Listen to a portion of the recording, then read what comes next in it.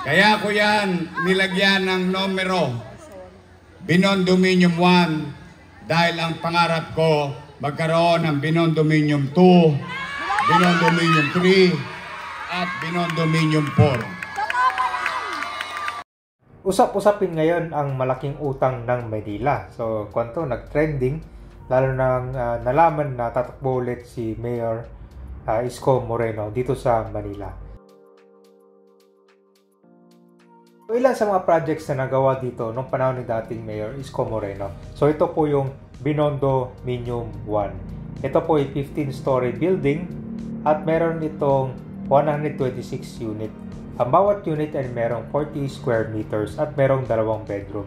So, yung mga informal settlers na nakatira sa Delpan Street ay dito nalipat karamihan.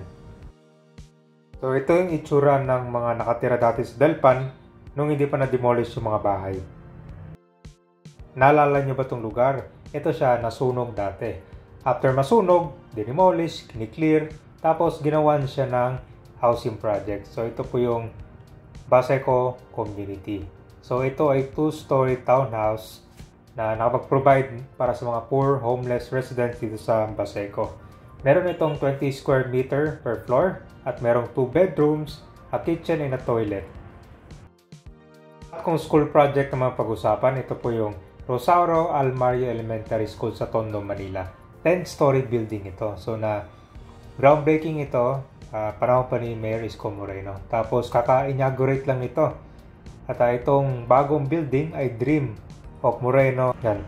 So ang dream ni Isko Moreno dati ay itong mga children ay maka-experience ng modern facilities in a public school.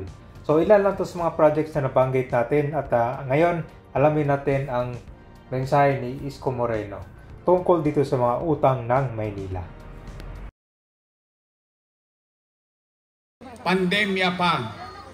Nagpapasalamat ako. At least matangos ang ilong kong harap sa inyo. Unti-unti nyo nang nasisilayan ang matagal nyo nang pinapangarap dahil nagkaroon na ng Binondominium 1. Kaya ko nilagyan. Ito naman para sa inyo. Nay, hindi ka nadudungaw dyan. Mag-e-elevator ka na rin. Kaya ko yan nilagyan ng numero, Binondominium 1, dahil ang pangarap ko magkaroon ng Binondominium 2, Binondominium 3, at Binondominium 4.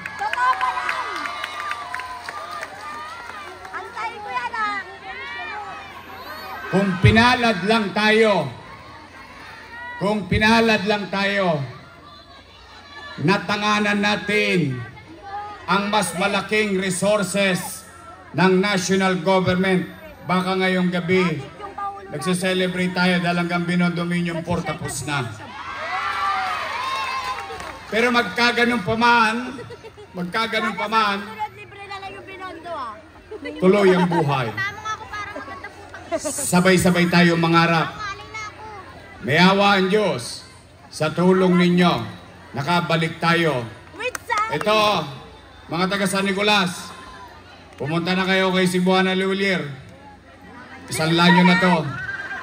Tatayo ako kayo ng Binondominium 2. Dito, kayo dyan, nandiyan dyan.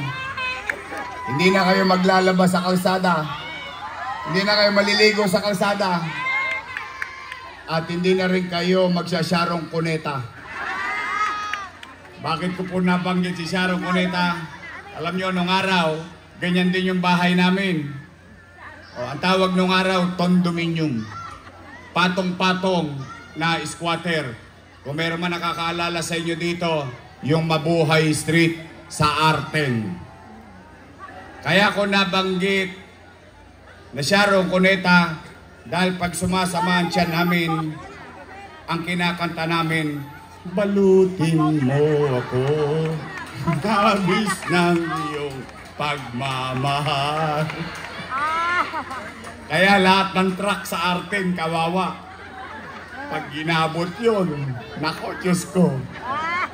Nanay ko, Mga tatay ko, kumapit kayo. May awa ang Diyos. Alam mo ah. May awa ang Diyos. I'll do my best. Ha? Sa mga minamahal kong lolo at lola, Ano naman kami? I love you. Pinaka-paborito ko yan. Yung mga nanay at tatay natin, senior citizen. O, kayo ba, nagbabago na ba ang damdamin ninyo? Nagkaabutan na ng 3,000 eh.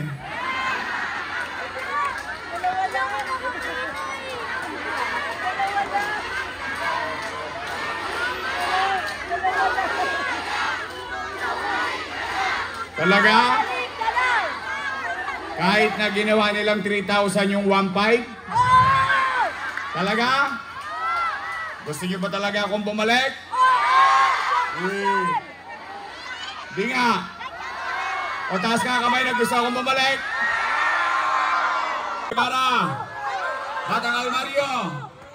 O tingnan ninyo. Paalala ko lang. Nakatawid ba ang anak natin sa pag-aaral nung pandemya?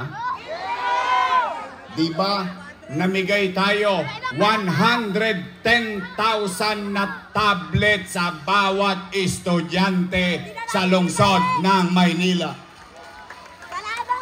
11,000 laptop para sa mga teacher natin. At ito pa maganda, libre internet. Tama mali? No, magka 1 bilyong piso at 300 million pesos. Kayo na po ang magkwenta. Yung pa lang ang binibilang natin. Ngayon, ang ikinalulungkot ko, Ano? lahat daw ng ginawa ko, sabi nila, mali. Mali daw yun. Mali daw magtayo ng 10-story fully air-conditioned public school na Rosauro Almario Elementary School.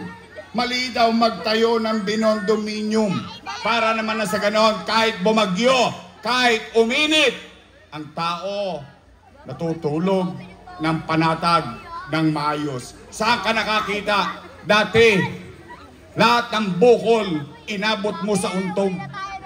Pagpaakyat ka na sa segunda. Ngayon, squatter ka lang dati, papindot-pindot ka na lang. 15th floor, please. Mali daw yun! Mali daw yun!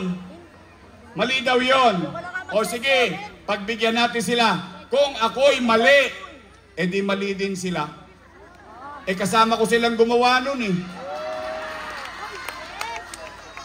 Tama ba? Eh mali pala ba't yung inaprobahan? Lalo na, kayo mga taga 3rd District, yang si Chihuahua. Kilala yung si Chihuahua? Eh siya majority floor leader nun eh. Mali pala eh. Eh ba't yung inaprobahan? Tama mali? Tulonggis. Totoo, ako naman eh. Wala naman akong kinubli sa inyo. Ano sinabi ko? Magla-lockdown. Magla-lockdown. Anong pangamba ng tao? Mamatay. Magutom. Ano sabi ko sa Facebook? Mga nanay ko, mga tatay ko, mga lolo't lola ko, pumanatag kayo. Huwag kayong mag-alala. Pag ako, wala nang maibebenta, wala nang mautangan, nakita nyo tong relo na ito, ipatata sa kutok kay tambunting makaraos lang tayo.